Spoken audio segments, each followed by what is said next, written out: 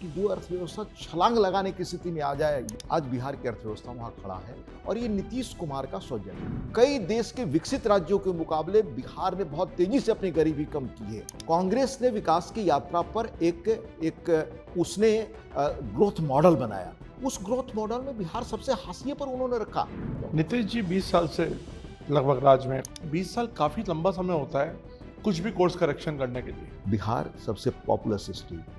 बिहार ने 3 डिवीजन अपने दौर में देखे हैं। जब झारखंड अलग हुआ तो नारे लगते थे उन दिनों नवीन जी झारखंड में कि बिहार के पास क्या बचा, आलू बालू और लालू। लालू जी प्रतीक थे कुशासन के। टाइम से लेकर, गार्डियन से लेकर, इकोनॉमिस्ट से लेकर, अगर मैं सबका कोट करूं नवीन जी, तो माना जाता था कि बिहार देश पर बोझ बन चुका। उस बिहार को नीतीश कुमार ने निकालकर यहां तक पहुंचाया। उनकी सेहत को लेके भी कई बार सवाल उठ रहे हैं। मुझे लगता है कि सारी चीजें एक सुनियोजित ढंग से चुनाव में प्रचारित की गई। आपका गठबंधन जीत जाता है तो क्या नीतीश कुमार को कंटिन्यू करेंगे एज अ सीएम? जहां तक नेतृत्व के विजन का सवाल है, नीतीश जी का कोई विकल्प बिहार में किसी दल में नहीं। तेजस्वी को आप किस तरह देखते हैं? और क्योंकि आप पत्रकार भी रहे हैं तो ये पीके फैक्टर, ये समीकरण क्या बन रहा है और इसका क्या असर हो सकता है पॉलिटिक्स में? उनका नेतृत्व कोई बहुत उम्मीद पैदा नहीं करता। कितनी सीट आएंगी लगता है? मैं ये तो थोड़ा आप तो पत्रकार वाला, अब अपना एनालिसिस बताइए। मैं सीटों पर कोई अभी फोरकास्ट नहीं कर सकता नवीन जी।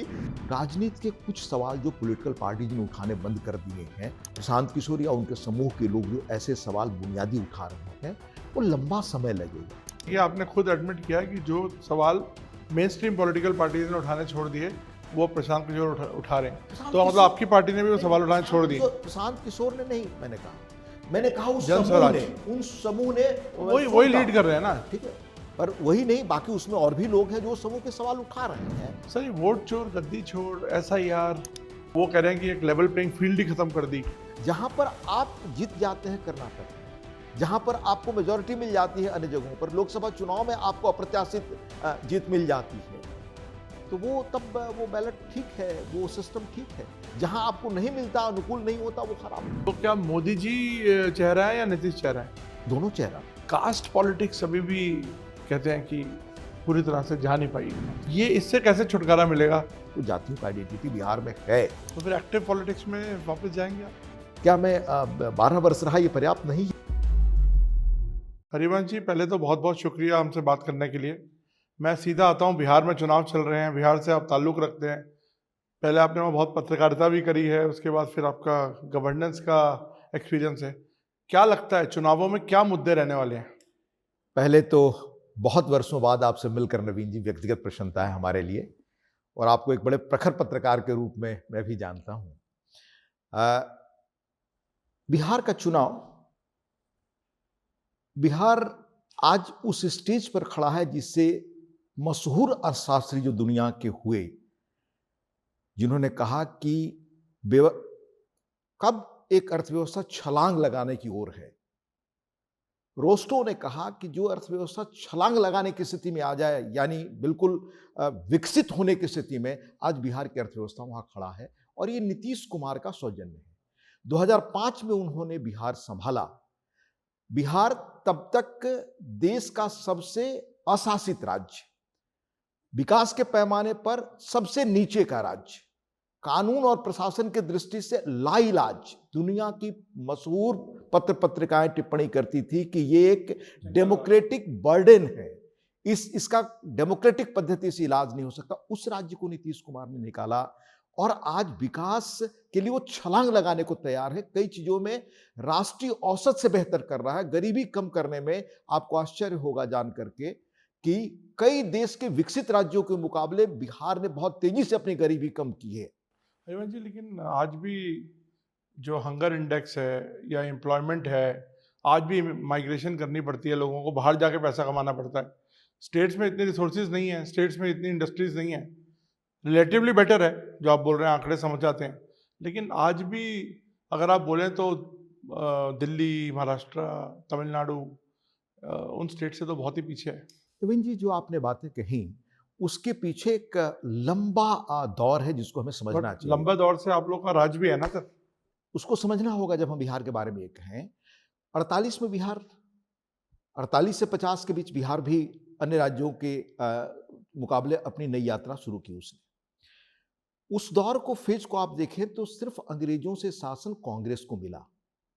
कांग्रेस ने विकास की यात्रा पर एक एक उसने ग्रोथ मॉडल बनाया। उस ग्रोथ मॉडल में बिहार सबसे हाशिए पर उन्होंने रखा।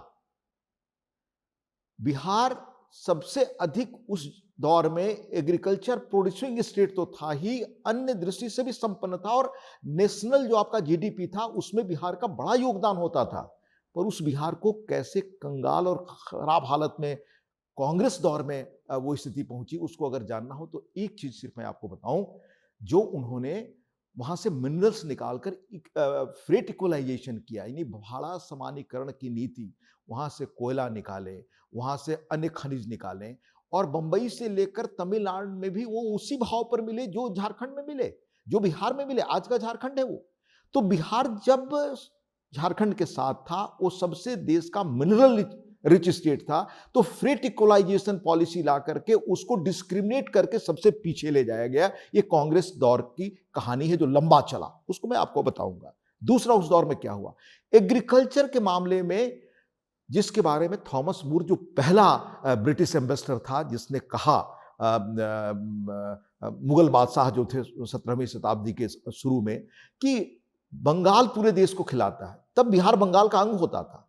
यानी बिहार और आपका पूर्वी उत्तर प्रदेश, ये इतने एग्रीकल्चरली रिच स्टेट थे कि ये पूरे देश को खिलाने की क्षमता रखते थे। यही कहा थॉमस मूर ने उनको। पर वो राज्य कैसी किस हालत में पहुंच गया, 67 में वो भयानक अकाल पड़ा। ये सब कांग्रेस की नीतियों की देन थी, क्योंकि एग्रीकल्चर में पंजाब में सबसे अधिक, हरियाणा में सबसे अधिक, हरियाणा बाद में पंजाब से निकलकर बना, सबसे अधिक उस वक्त की सरकार ने इन्वेस्ट किया। भाखड़ा नांगल बांध वहां बनाया, पर बिहार में कोई चीज इन्वेस्टमेंट नहीं किया। बिहार के बारे में तब लिखा गया कि कैसे बिहार देश की कॉलोनी बन गया।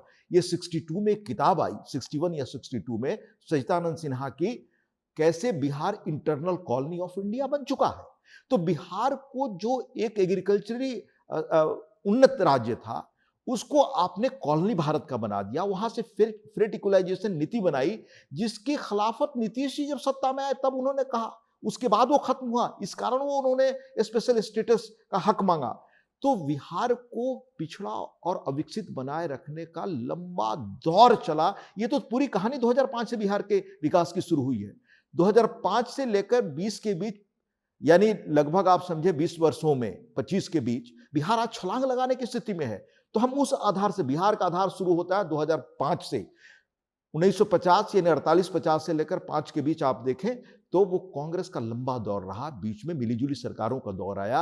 उस वक्त या तो ग्रोथ स्टेगनेंट था, या जो सामाजिक लड़ाई थी वो बड़े उस दौर में थी जहां पर सामाजिक जातीय संघर्ष था, कानून व्यवस्था की भयंकर स्थिति थी, वो पिछड़ेपन का दौर। नीतीश जी 20 साल से लगभग राज में, कभी इस साइड कभी उस साइड, तो उन्होंने भी काफ़ी पाले बदले हैं, ऐसा पॉलिटिकली जो उनको सूट किया उन्होंने किया।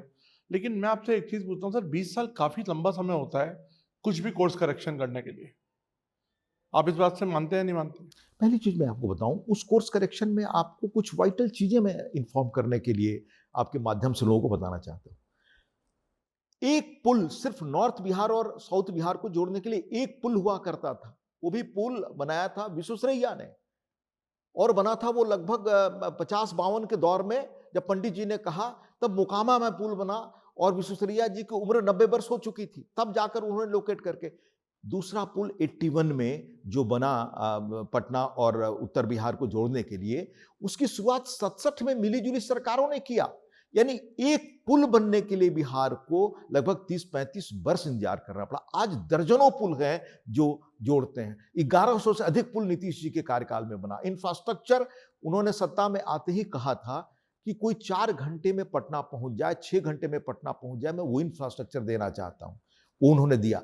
एक चीज आप स्वीकार करेंगे, बिहार सबसे पॉपुलस स्टेट। बिहार ने 3 डिवीजन अपने दौर में देखे हैं। पहले वो बंगाल से अलग हुआ, बंगाल से अलग होने के बाद फिर वो उड़ीसा से अलग हुआ, दूसरा दौर, फिर तीसरा झारखंड उससे अलग हुआ। जब झारखंड अलग हुआ तो नारे लगते थे उन दिनों नवीन जी झारखंड में कि बिहार के पास क्या बचा, आलू, बालू और लालू। आलू का मतलब होता था कि एग्रीकल्चर प्रोड्यूस का बचा, जो बहुत अधिक उत्पादन उस वक्त नहीं होता था। बालू यानी कुछ अब उसके पास जो कहा था इकोनॉमिक रिसोर्सेज जो सारे थे, मिनरल्स जो थे, वो तो चले गए झारखंड में। और जितना इंडस्ट्रियलाइजेशन बिहार के नाम पर हुआ था वो तो झारखंड में चला गया, बिहार के पास कुछ नहीं। और लालू जी प्रतीक थे कुशासन के, यानी एब्डक्शन, अपहरण से लेकर के, और जितने लॉलेसनेस थी, और आर्थिक विकास के पैमाने पर देखिएगा सबसे नीचे बने रहने को बिहार अभिशप्त था। तो ये प्रतीक था। वहां से 2005 से शुरू करके 20 वर्षों में नीतीश कुमार ने आपके बिहार के इकोनॉमिक ग्रोथ को देश के इकोनॉमिक ग्रोथ से भी उन्होंने आगे पहुंचाया। एवरेज क्या हाल था 2000 का? 2000 के फिगर्स बता रहे हैं कि 90 तक देश के जीडीपी में बिहार का योगदान लगभग 4% के आसपास कुछ था, घटकर वो 2-2.5% के आसपास रह गया। ये स्थिति बन गई कि अगर 90 या 2005-2000 के दशक में 100 रुपए कोई अगर देश में प्रति व्यक्ति कमाता था, तो बिहार में 25 रुपए उसकी आमद होती थी, यानी 1/4 रह गया था। ये बिहार की स्थिति थी। वहां से बिहार को यहां तक खड़ा करना, ये श्रेय तो नीतीश कुमार को है। और लॉ एंड ऑर्डर की क्या स्थिति थी कहने की जरूरत नहीं, एब्डक्शन पर्याय बन चुका था। और उसके बारे में बताया टिप्पणी, टाइम से लेकर, गार्डियन से लेकर, इकोनॉमिक्स से लेकर, अगर मैं सबका कोट करूं नवीन जी, तो माना जाता था कि बिहार देश पर बोझ बन चुका।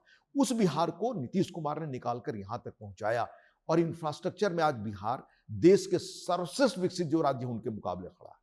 और माननीय प्रधानमंत्री नरेंद्र मोदी जी के आने के बाद उन्होंने बार बार 2014 के बाद कहा, हमारे लिए देश के विकास का मतलब है जो पूरब के राज्य पीछे छूट चुके हैं, यानी बंगाल, आपका उड़ीसा, बिहार, उनको आगे लाना। और आज बिहार कई चीजों में, आप लेटेस्ट फिगर देखें, डॉक्टर समीर रवि जो इकोनॉमिक एडवाइजर, जो इकोनॉमिक टीम में है प्रधानमंत्री जी को, उन लोगों ने पेपर अभी इकोनॉमिक एंड पॉलिटिकल वीकली में लिखा है किन राज्यों में गरीबी किस रूप में कम हुआ।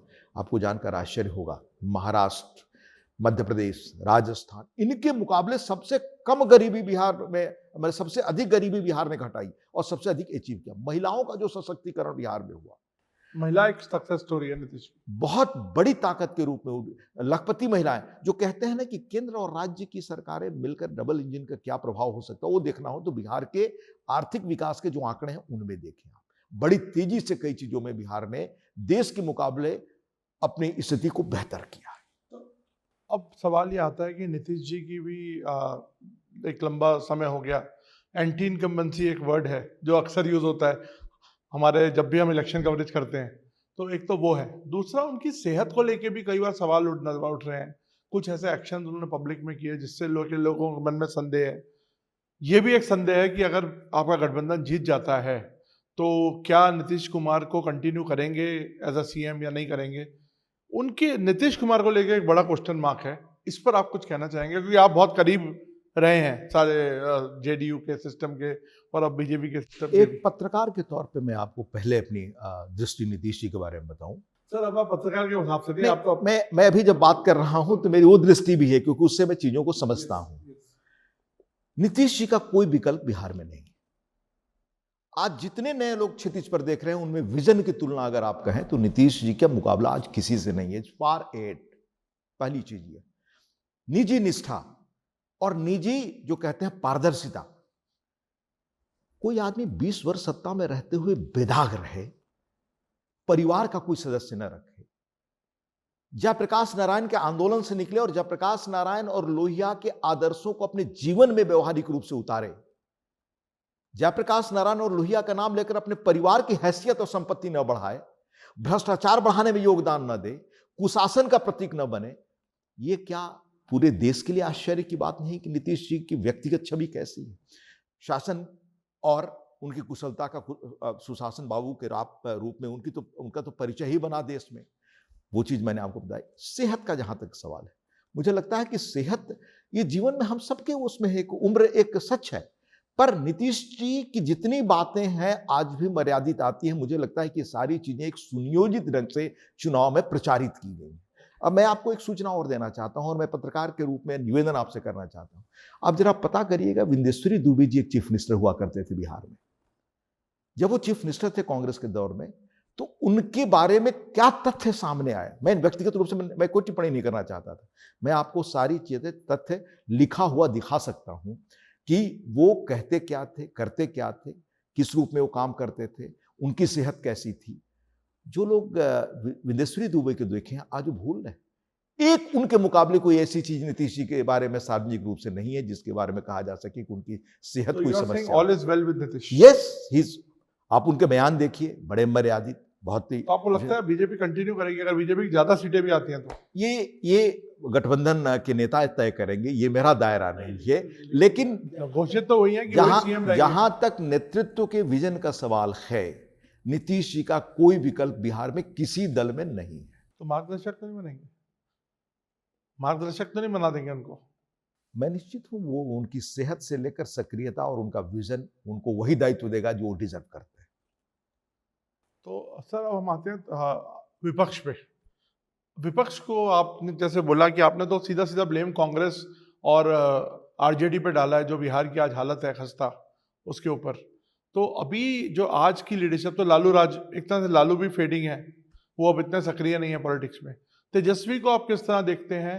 और क्योंकि आप पत्रकार भी रहे हैं, तो ये पीके फैक्टर, ये ओवैसी, ये समीकरण क्या बन रहा है और इसका क्या असर हो सकता है पॉलिटिक्स में? पहली चीज मैं स्पष्ट करना चाहूँ नवीन जी, मैंने किसी को ब्लेम नहीं किया, मैं सिर्फ तथ्य रखना चाहता हूं। जैसे कांग्रेस के बारे में मैंने जो भी कहा, कांग्रेस लगभग अंतरिम सरकारें बनने लगी थी 47, 48 वगैरह से, और तब वो लोग प्रीमियर कहे जाते थे। तब से कांग्रेस लगभग सत्ता में रही। मान लीजिए 50 में, 52 में पहला चुनाव हुआ, उसके बाद कांग्रेस ही सत्ता में रही। उस वक्त एक उल्लेखनीय काम कांग्रेस ने किया, जमींदारी उन्मूलन का। बिहार देश का पहला राज्य था जो काम हुआ।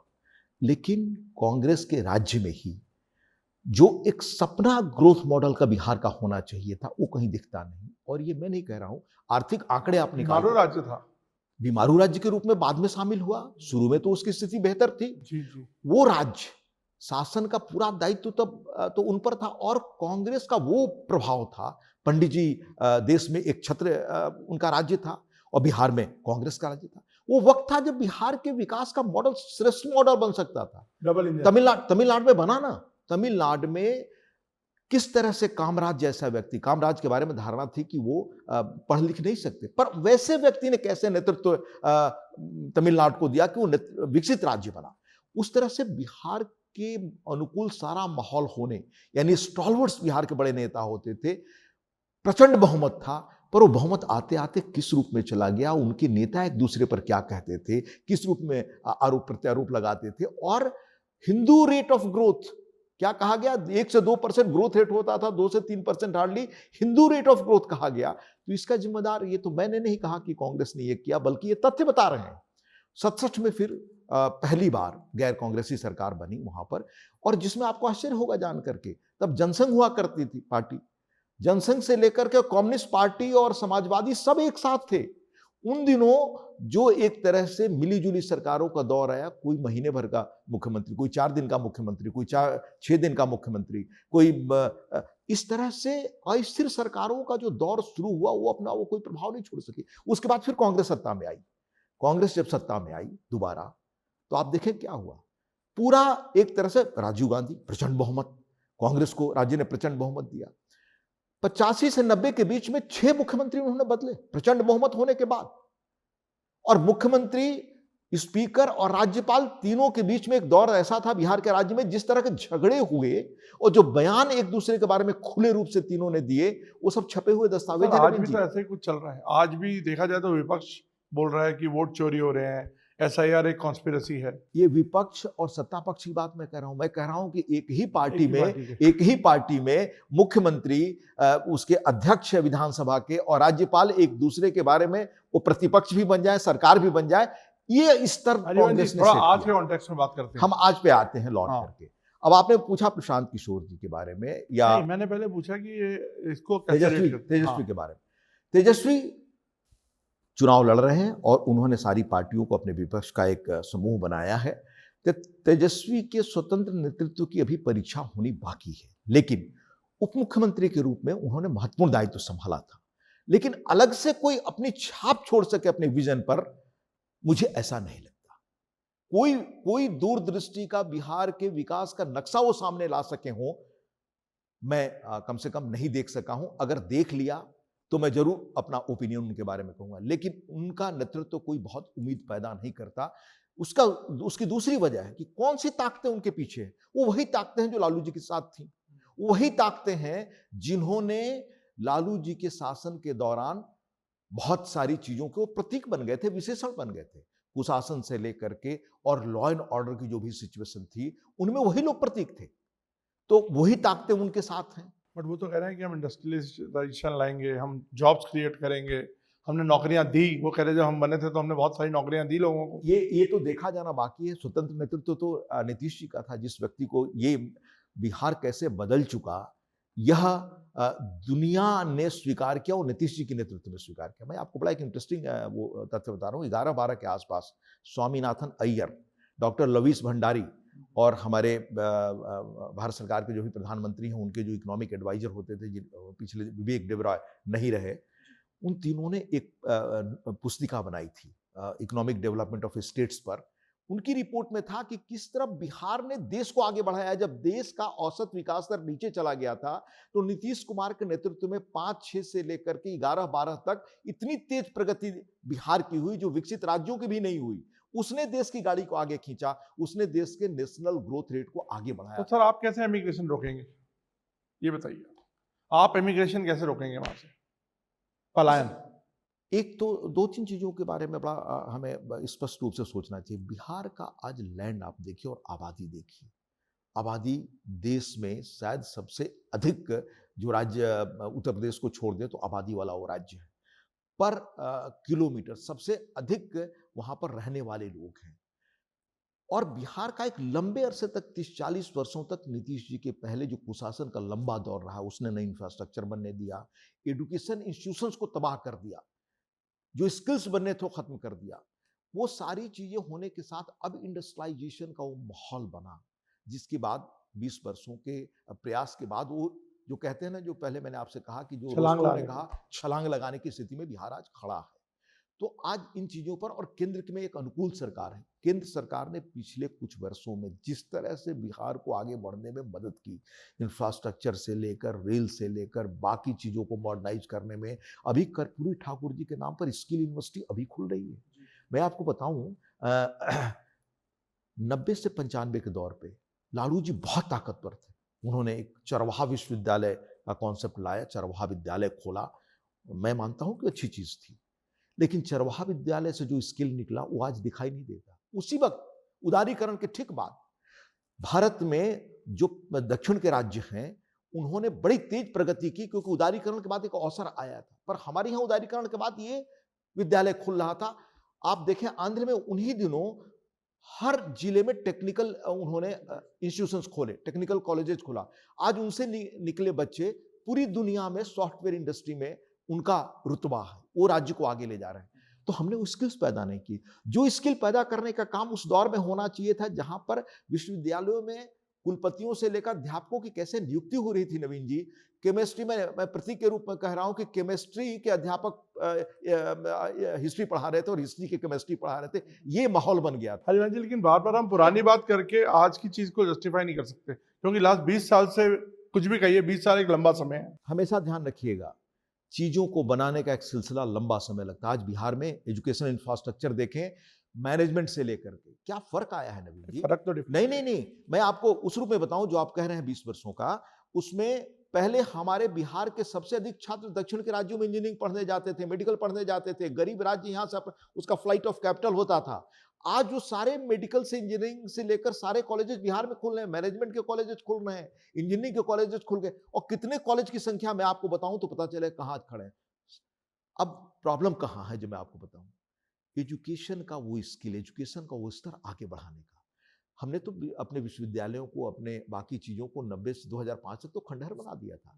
जो बेस्ट इंस्टीट्यूशंस थे हमारे, तो जहां से लोग निकलेंगे तो 1-2 पीढ़ियां लगती हैं समय के। तो अब आपको लगता है आपको एक टेन्योर और चाहिए इसको टेक ऑफ कराने के लिए? डेफिनेटली उस जगह बिहार आज खड़ा है जिसे कहते हैं एयरपोर्ट बन चुका है। फ्लाइट से नहीं है, छलांग लगाने को बने, जो रोस्टो ने आर्थिक विकास के मुहावरे में कहा। क्या लग रहा है आपको फ्लाइट उड़ा पाएंगे इस बार, या ये फ्लाइट नहीं जा पाएगी? डेफिनेटली मेरा विश्वास है बिहार की जनता। कितनी सीट आएंगी लगता है आपको? मैं ये थोड़ा आप तो पत्रकार वाला, अब अपना एनालिसिस बताइए। मैं सीटों पर कोई अभी फोरकास्ट नहीं कर सकता नवीन जी, लेकिन ये निश्चित कहता हूं कि मेजॉरिटी मिलनी चाहिए और कंफर्टेबल। आपने अभी पीके के बारे में हमें बताया नहीं कि आपका क्या आंकलन है। नहीं, सब कह रहे हैं कि वो एक भीड़ इकट्ठी कर रहा नहीं, है, मैं चर्चा में बना हुआ है, वही मीडिया मैं बहुत डिस्कशन कर रही है। मैं एक बात के लिए उल्लेख करूंगा कि राजनीति के कुछ सवाल जो पॉलिटिकल पार्टीज ने उठाने बंद कर दिए हैं, कम से कम स्वराज के समूह के लोगों ने उन सवालों को उठाना शुरू किया है। लेकिन नहीं, जैसे मैंने राजनीति में बहुत सारे शुचिता के सवाल, राजनीति में चुनाव के खर्चे का सवाल, कब कहाँ तक लेकिन क्या वो कहाँ तक डिफरेंशिएटर है? नहीं, मैं वही बता रहा हूँ, कहाँ तक व्यवस्था में मतलब कहाँ सुधार होना चाहिए, कैसे क्या, ऐसे सवालों को। पर याद रखिए, बिहार को, बिहार के नहीं पूरे देश की राजनीति को, 52 के चुनाव में बिहार समेत पूरे देश में समाजवादी पार्टी को कहा जाता था कि वो सबसे बड़ी पार्टी और बिहार में शासक पार्टी के रूप में आएगी। इवन जवाहरलाल जी ने कहा कई जगहों पर कि जयप्रकाश नारायण की सभाओं में हमसे ज्यादा भीड़ उमड़ती है, और बिहार में तो कॉन्फिडेंट थे कि 52 में हम चुनाव में आ रहे हैं। पर सोशलिस्ट पार्टी ने जिन सवालों को उठाना शुरू किया, जो बुनियादी जन सवाल थी, या जयप्रकाश नारायण ने या डॉक्टर राम मनोहर लोहिया ने, वो असर आपको 67 में दिखा। तो प्रशांत किशोर या उनके समूह के लोग जो ऐसे सवाल बुनियादी उठा रहे हैं, वो लंबा समय लगेगा। जनता तो इस बार उनको लगता नहीं आपको मार्क कर पाएंगे सीट्स? कुछ सीटें हो सकती है, कुछ वोट मिल सकते हैं। हमारे यहाँ एक शेतकरी संगठन हुआ करता था, आपको याद होगा, महाराष्ट्र में। उसके बड़े नेता होते थे शरद जोशी, जहाँ तक मुझे याद है। एक जमाने में कितनी सीटें उनको मिली, लगता था कि बिल्कुल लेफ्ट को भी सीट्स मिलती है। बहुत बिहार में लेफ्ट बहुत ताकतवर था। बिहार में नारा लगता था लेनिनग्राद के बाद बेगूसराय वो जगह है।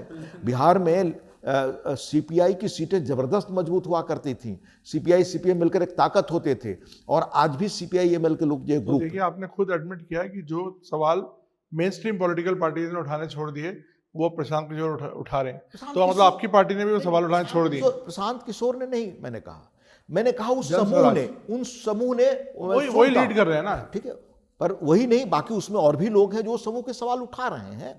उन सवालों को आज मेन स्ट्रीम की राजनीति भी लाए उनसे सीख करके, तो उनके लिए एक मौका मैं ये मानता हूँ। तो मैंने ये नहीं कहा कि हम सब लगातार उन सवालों को उठाते हैं, कहते हैं, और आज भी जहां पर मुद्दे अवसर मिलते हैं हम सब वो सवालों को रखते हैं। क्या अलायंस में सब कुछ ठीक चल रहा है? अभी सीट पे लेके थोड़ी मारामारी है, तो ये रेगुलर एक फीचर है? परिवार एक परिवार होता है, 5 सदस्य हम होते हैं नवीन जी, तो 5 तरह के मत होते हैं। तो ये तो पॉलिटिकल पार्टीज है। भारतीय पॉलिटिकल सिस्टम की ये ब्यूटी तो हम लोग एप्रिसिएट करें कि कोलिजन बना करके साथ काम करने की क्षमता भी एक अद्भुत क्षमता। सही, वोट चोर गद्दी छोड़ ऐसा यार 60 लाख वोट काट दिए, 65 लाख वोट काट दिए। वो कह रहे हैं कि एक लेवल प्लेइंग फील्ड ही खत्म कर दी। तो इस पर आप क्या बोलना चाहेंगे सर? इन कुप्रचारों के बारे में कुछ लोग ऐसे हैं देश में जो देश के इंस्टीट्यूशंस को कमजोर करना चाहते हैं। जब आप बाहर जाते हैं तो उसका एहसास होता है। आज की तारीख में आपके यहाँ न्यायपालिका इतनी महत्वपूर्ण मतलब वॉचडॉग है। अलग से चुनाव आयोग अपने उसकी अस्मिता है, और मोर ओवर सारी चीजें ट्रांसपेरेंट ढंग से हो रही हैं। उसके बाद भी इन सवालों को उठा रहे हैं आप। जहां पर आप जीत जाते हैं कर्नाटक में, जहां पर आपको मेजॉरिटी मिल जाती है, अन्य जगहों पर लोकसभा चुनाव में आपको अप्रत्याशित जीत मिल जाती है, तो वो तब वो बैलेट ठीक है, वो सिस्टम ठीक है। जहां आपको नहीं मिलता, अनुकूल नहीं होता, वो खराब है।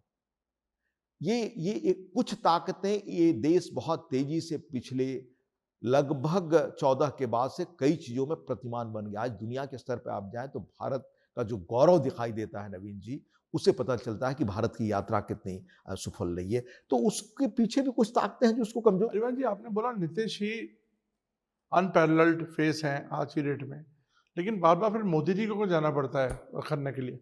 मोदी जी की इतनी सारी रैलीज अभी वहाँ पे लाइंड अप हैं बिहार में, तो क्या मोदी जी चेहरा है या नीतीश चेहरा है? दोनों चेहरा। राज्य के स्तर पर नीतीश जी और मोदी जी तो आज इंटरनेशनल उनकी एक पहचान है। और भारत में तो बड़ी, आज भी देखें आप, जो लेटेस्ट सर्वे हुए हैं उसमें उनकी इतना लोकप्रियता का कोई नेता नहीं। और नीतीश जी के बारे में आपने इस बात पर गौर किया दूसरे पक्ष पर कि 20 वर्षों में वो कैसे उनका एक स्टेबल जनाधार बना हुआ है और बेदाग उनका व्यक्तित्व बना हुआ है। तो जो चीज प्रधानमंत्री जी के बारे में देश स्तर पर सही है, नीतीश जी के लिए वो सही है बिहार में। तो कोई तो दोनों मिलकर के ही एक बड़ी ताकत बनते हैं। तो थोड़ा मैं चाहूंगा कि आप बीजेपी पे भी कुछ बताएं, स्टेट बीजेपी पे उधर कौन चेहरे हैं? उधर देखा जाता है कि बड़ी इनफाइटिंग है, कभी एक खेमा दूसरा खेमा, या वो भी परिवार ही है? नहीं, परिवार स्टेट बीजेपी के देखिए अलग अलग नेता, और बिहार एक ऐसा प्रदेश है जिसमें एक दल में नहीं, एक परिवार के लोग भी अलग अलग मत रखते हैं। तो बीजेपी तो एक पार्टी है, लेकिन बीजेपी के जो सेकंड कैडर का लीडरशिप है उनके साथ मुझे बहुत काम करने का अनुभव नहीं है, तो मैं कोई टिप्पणी उनके बारे में नहीं करना चाहता हूं। लेकिन नीतीश जी के स्टेच्योर का नेता आज किसी दल के पास बिहार में नहीं। सर, कास्ट पॉलिटिक्स अभी भी कहते हैं कि पूरी तरह से जा नहीं पाई वहाँ से। यादव है तो यादव को वोट देंगे, मुस्लिम है तो एक पर्टिकुलर को वोट देंगे, दूसरी कास्ट है ऐसे। इससे कैसे छुटकारा मिलेगा? नवीन जी, 1934-35 से समस्या शुरू हुई बिहार में। बड़ा अर्थक्वेक हुआ था 34 में। उस दौरान से लेकर अब तक मैं आपको 50 उदाहरण गिना सकता हूं। एक बार तो पंडित जवाहरलाल नेहरू ने कहा था 52-53 के बाद कि मैं बिहार आता हूं तो मुझे हर एक कास्ट का नाम लेकर कि पंडित मिलते हैं, भूमिहार मिलते हैं, राजपूत मिलते हैं, यादव मिलते हैं, पिछड़े मिलते हैं, भारतीय कोई नहीं मिलता। पर 34-35 से ही लोगों ने अपने को कास्ट में आइडेंटिफाई करना शुरू किया, और वो चीज आज तक उसको बाद में पॉलिटिकल पार्टीज ने और बढ़ावा किया। 52 के चुनाव में सोशलिस्ट पार्टी जब भी बात करती थी तो गरीबों की बात करती थी, और एक दौर था बिहार में सोशलिस्ट भी और कम्युनिस्ट भी और नक्सल्स भी, उनकी उनके यहां जो टॉप पर जो लीडरशिप थी उसमें अनेक अगड़े थे जिन्होंने पिछड़ों की लड़ाई लड़ी, समानता की। तो वो एक सपना था समाज को बराबर बनाने का। लेकिन जब भी बड़े सपने कमजोर बनते हैं तो सेल्फ आइडेंटिटी उभर कर आती है जातियों की। तो जातियों का आइडेंटिटी बिहार में है, यह आपने सही कहा।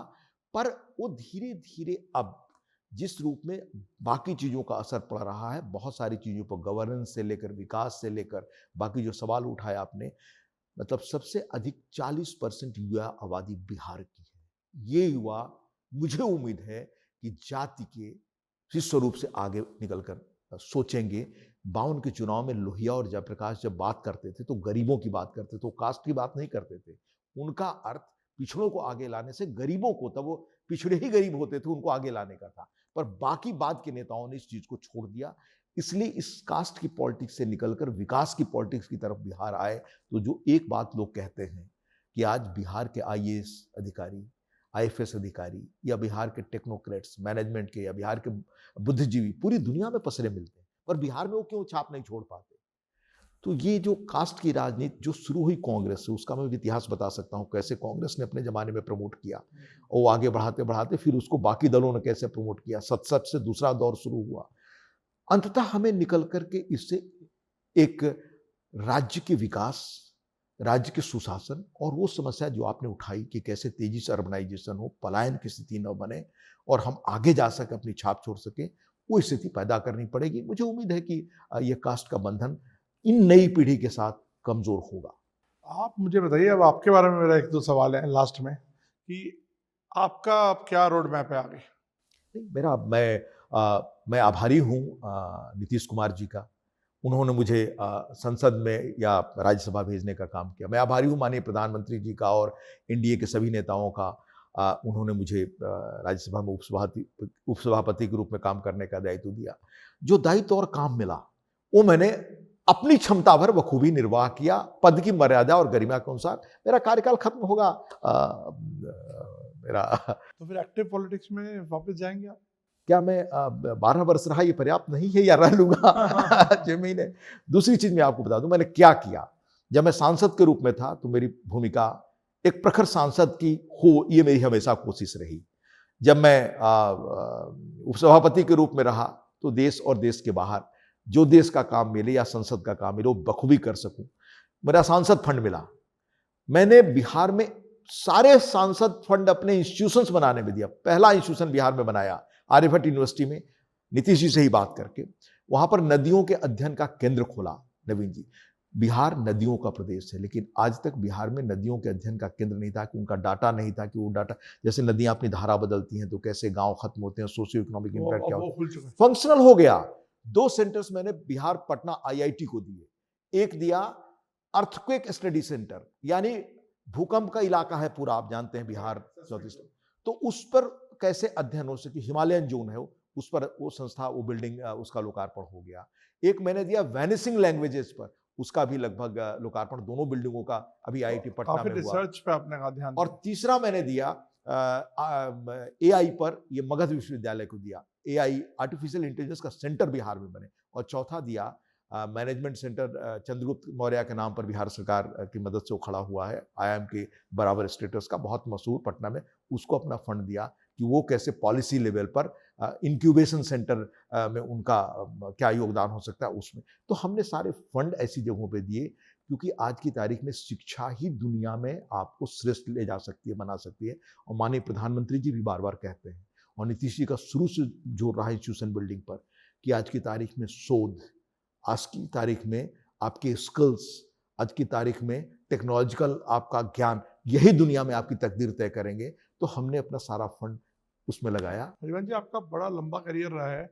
क्या आपको लगता है, आपको दुख होता है कि जो आज एक स्तर गिर गया नैरेटिव का, मैं एक पर्टिकुलर पार्टी को नहीं बोल रहा हूँ, सब तरफ जो डिबेट का, जो पॉलिटिकल डिस्कोर्स का एक लेवल नीचे चला गया है, गाली गलौज, अपशब्द, संस्थानों पर सवाल जवाब, मतलब कॉन्स्टिट्यूशनल बॉडीज पर सवाल जवाब, इसको आप किस तरह से देखते हैं? आपको क्या दुख होता है सब आप देखते हैं तो? इससे मतलब जो हालात आजकल बातचीत और जिस तरह का नैरेटिव दिखाई देता है, ये किसी भी समाज के लिए चिंताजनक है। पर ये सिर्फ एक एंगल से आप राजनीति में देख रहे हैं नवीन जी। इसकी शुरुआत आजादी बाद ही हो गई थी। चरित्र निर्माण, अगर चरित्र पर जैसे गांधी ने जोर दिया, गांधी एक एक पार्टी में अगर व्यक्ति आता था, कांग्रेस का सदस्य भी बनता था, जब वो कांग्रेस में एक्टिवली इंगेज थे, तो उस व्यक्ति का आय का स्रोत क्या है, वो व्यक्ति कितना खुद श्रम करता है, उसकी ईमानदारी से लेकर उसको वैल्यू सिस्टम क्या है, ये गांधी परखते थे। उसका पैरामीटर बना रखा था, 20 क्वेश्चनर थे जो हर व्यक्ति के बारे में तय होता था। तो जब आज़ादी मिल गई तो आप एक किताब जरूर मैं आपसे अनुरोध करूंगा, आपके माध्यम से लोग पढ़ें। ये दुर्गादास बड़े पत्रकार हुए, India from Lord Curzon to Nehru and after, उनकी बड़ी मशहूर किताब है। दुर्गादास जी गांधी जी के करीब थे, दुर्गादास जी करीब थे हमारे राजेंद्र बाबू के, दुर्गादास जी करीब थे जवाहरलाल जी के, सरदार पटेल के, हमारे मौलाना आज़ाद के। अब आप समझ सकते हैं कि कितने बड़े व्यक्ति थे। और हिंदुस्तान टाइम्स से लेकर के और उस वक्त के बहुत बड़े पत्रकारों में विश्वसनीय, उस किताब में उन्होंने लिखा है, राजेंद्र बाबू ने राष्ट्रपति के तौर पर पंडित जवाहरलाल नेहरू को कहा कि करप्शन बढ़ रहा है, इस करप्शन को कंट्रोल करिए। नहीं तो ये कांग्रेस के कॉफिन में लास्ट नेल सिद्ध होगा। इट्स अंडर कोट में आपको कह रहा हूं, कैसे वहां से भ्रष्टाचार और चारित्रिक पतन शुरू हुआ देश में। पंडित जी खुद बड़े व्यक्ति थे, मैं ये मानता हूं, पर वो इस सिस्टम को, उनको शायद लगा कि हमारे मंत्रिमंडल पर ये टिप्पणी है, उनको बहुत बुरा लगा और इसका उन्होंने बहुत बुरा माना राजेंद्र प्रसाद के प्रति। उसके आगे 10 वर्षों बाद जाकर के हमारे मिनिस्टर्स मिसकंडक्ट किताब है एजी नूरानी की। एजी नूरानी बहुत बड़े व्यक्ति थे, ये लगभग 60-65 के आसपास। भ्रष्टाचार वहां से शुरू हुआ, 65-70 तक आते किस रूप में पहुंचा, बाद में बोफोर्स से लेकर कहां तक पहुंच गए हम। तो ये जो समाज का परिवर्तन पतन शुरू हुआ नवीन जी, ये राजनीतिक बदलाव और राजनीतिक ये बोलचाल और राजनीतिक नैरेटिव उसी से निकला, इसी समाज से ये राजनीतिक लोग निकले हैं। आज जरूरत है, अगर एक क्वेश्चन आप कहें कि देश में सबसे अधिक एड्रेस किया जाना चाहिए, चरित्र निर्माण का है, और स्कूलों से शुरू होना चाहिए, वैल्यू सिस्टम पढ़ाया जाना चाहिए। हमारा समाज, मैं 2 चीज कहकर अपनी बात अगर इजाजत दें तो खत्म करूंगा। कामराज अपढ़ थे, बल्कि उन्होंने अपनी राजनीतिक यात्रा शुरू की, वो कांग्रेस के ऑफिस के आगे रात में नाइट गार्ड होते थे। वह व्यक्ति मुख्यमंत्री बने और मरे तो पास में एक पेन्नी था, कुछ पैसा नहीं था। क्या वैल्यू सिस्टम था उस व्यक्ति का, उनके बारे में अनेक प्रसंग सुना सकता हूं। लेकिन मुख्यमंत्री के रूप में वह अपनी मां को, विधवा मां को गांव में रखते थे, अपने पास नहीं बुलाते थे। लोगों ने कहा क्यों नहीं बुलाते, कहे कि मां को बुला लूंगा तो सारे रिश्तेदार आने लगेंगे कल से पैरवी लेकर के। और गांव जाते थे महीने में, और जिस गाड़ी से जाते थे उसका पैसा भी सरकार के ऑफिस में जमा करते थे। उस व्यक्ति ने इंडस्ट्रियलाइजेशन का क्या सपना देखा और किस तरह तमिलनाडु को आगे बढ़ाया, ये अलग विषय है, कभी मैं आपको बताऊंगा, कभी अलग चर्चा करेंगे हम लोग। तो चरित्र इस तरह का राजनीति में भी पहले हुआ करता था। मैं आता हूं जिस गांव से, जयप्रकाश नारायण का गांव है, वो 2 नदियों के बीच का गांव है, और मोस्टली हम अपढ़ लोग हुआ करते थे। हमारे से पढ़ा लिखा कोई इतना बड़े गांव में 3 जिलों में है, 2 राज्यों में, आरा, बलिया, छपरा, उत्तर प्रदेश, बिहार में हार्डली कोई पढ़ा लिखा मिलता था। पर उस गांव में भी कोई राहत की सामग्री आती थी तो नवीन जी, लोग कहते थे, अपढ़ आदमी कहता था कि मुझसे भी गरीब वो है, पहले उस घर में दो तब मुझे दो।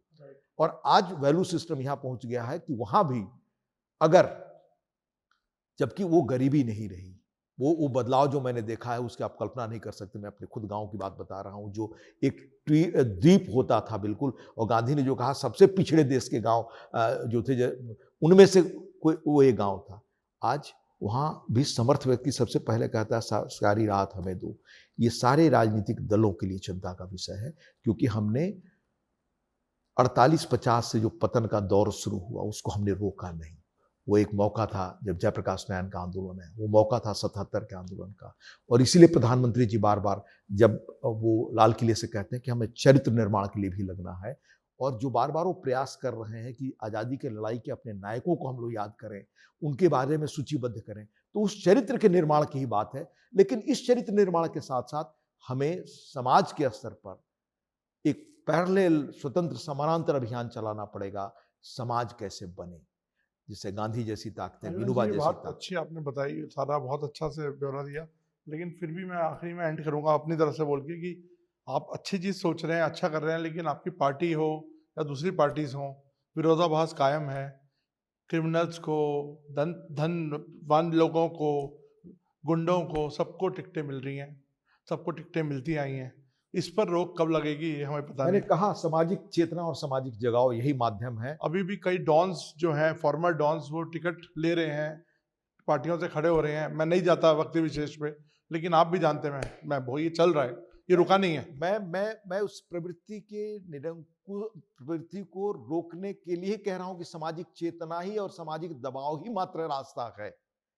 उन रास्तों पर हम चले जो गांधी, लोहिया, जयप्रकाश और विनोबा जैसे लोगों ने बताया। चलिए, thank you sir, thank you so much for talking to us. बहुत धन्यवाद नवीन जी, बहुत धन्यवाद।